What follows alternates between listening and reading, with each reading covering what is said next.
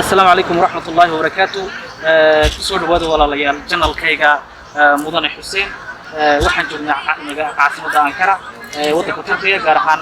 Kislay waxaan joognaa walaalkeen oo walaalaha Soomaaliyeed ka mid ah kan degan waa arday Soomaa ku soo dhaw walaalayaal janalka mudan Xuseen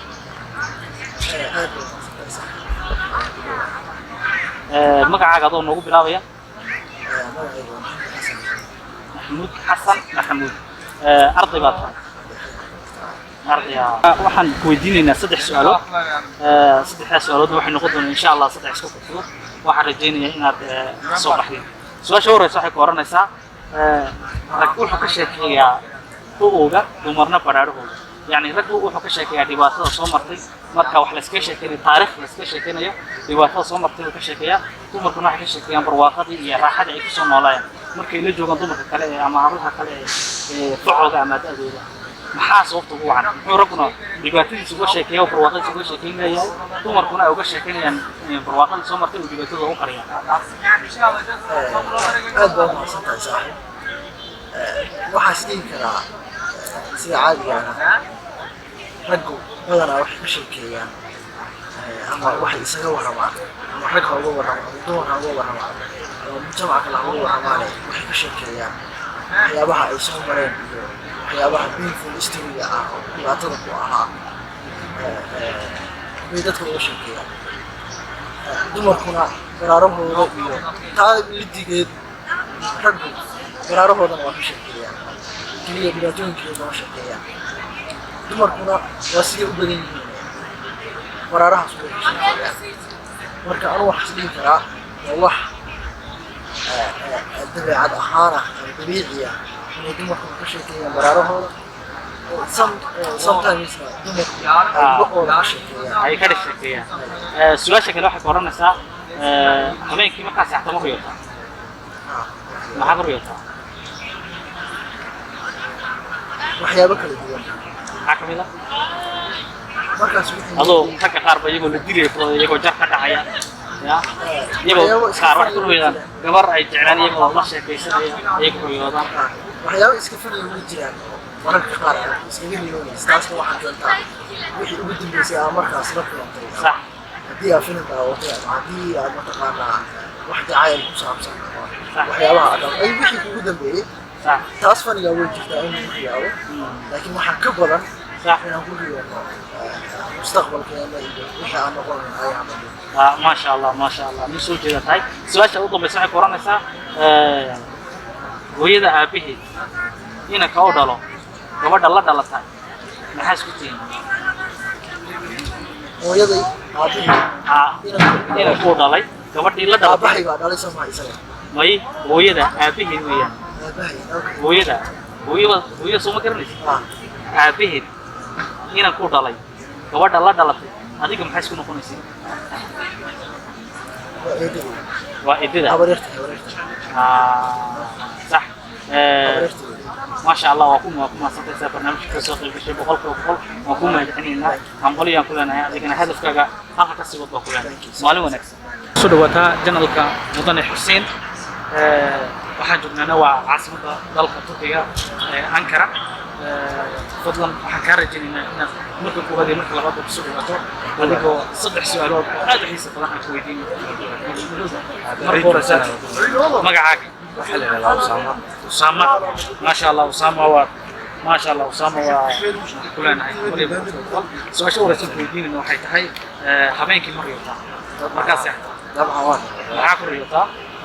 رجوي بدل رجوي بدل هي فكرة خلطانة بدل حكم الفكرة قدام حكم الرجوين كتير عن كل هو في عن كل واحد كل أنا مستقبل كي في واحد يجي صح وإن شاء الله يجي لقى هذا تاسع كل يكون صح تخلدنا واحد ويا شيطان كي بيسكجر الغلط صح واسك فاهم تبي كذا ولا فاهم كرة بحر ولا فاهم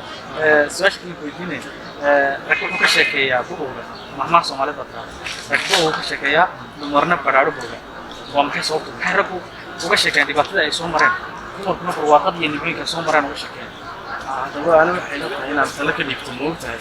Soomaaliduna hore u tiriyay maamahda beenku ku balay sax Soomaalidu